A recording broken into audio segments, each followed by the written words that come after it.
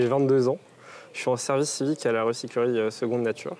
J'ai choisi de faire ce volontariat pendant une année, pour patienter une année, car j'avais raté mon examen l'année dernière pour un BTS. Du coup, au lieu de faire une année dans l'école, je pensais me rendre utile en faisant ce service civique. Bonjour, moi je m'appelle Camille, j'ai 24 ans. J'ai choisi de faire ce service civique parce que je trouvais ça très intéressant au niveau de la polyvalence des missions.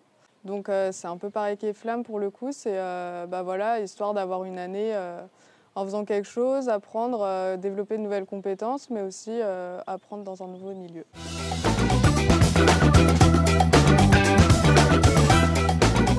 Alors du coup, notre statut c'est service civique.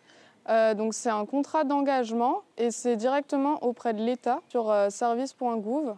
Vous pouvez trouver tout un panel de missions, ça va de l'environnement à l'aide à la personne, à des associations sportives. C'est beaucoup dans des associations, des collectivités niveau structure.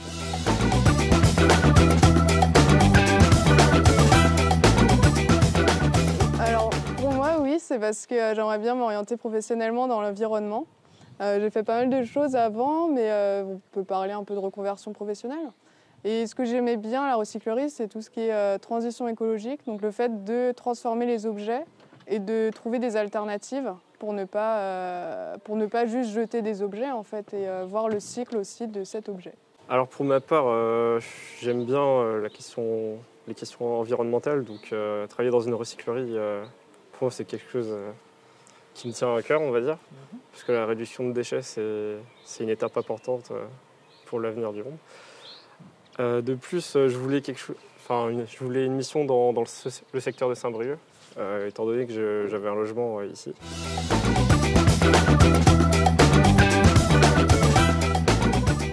Alors effectivement, on va avoir différentes missions en tant que service civique. On va participer à la communication aussi, donc ça peut être rédiger des articles ou juste faire des stories Instagram ou Facebook. Et on va faire aussi des ateliers. Donc nous, on est prestataires et on va pouvoir délivrer des ateliers, soit à des groupes d'enfants ou alors à des personnes intéressées. Ouais, ça va être revalorisation d'objets, donc ça va être par exemple prendre un vieux t-shirt et en faire un tote bag, prendre des bouts de vieux jeans et pouvoir en faire d'autres objets. Donc, par exemple, on avait fait des fleurs en jean avec des enfants.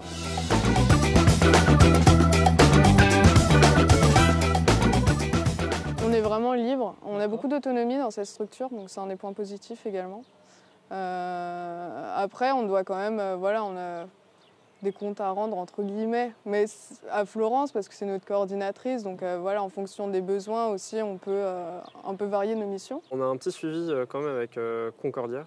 D'accord, il y a un suivi quand même. Il y a un suivi avec Concordia qui a également d'autres services civiques en charge un peu partout en Bretagne.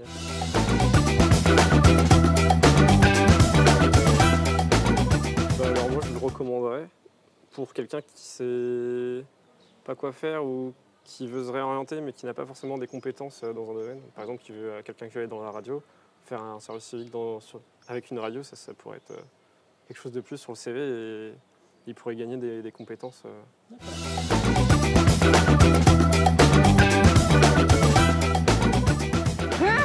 La question. Alors, on ne croule pas sous l'or, ça c'est sûr. La rémunération, elle est de 580 € par mois. Donc en fait, ils appellent ça plus de l'argent de poche. C'est un maigre salaire, enfin c'est pas un salaire, c'est une rémunération. Mais bon, ça permet quand même de pouvoir subsister un minimum, on va dire. Si on est chez les parents, ça peut être sympathique. Sinon, ça demande une certaine aide des parents ou un boulot complémentaire, quoi. C'est ça.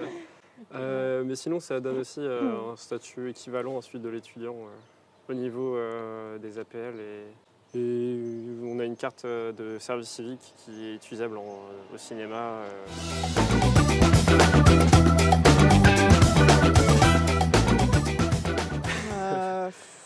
On a des surprises un peu tous les jours, dès qu'on arrive. Qu'est-ce qu'il y a de... Ouais, rien que dans les objets qu'on peut recevoir, parfois on a un peu des insolites.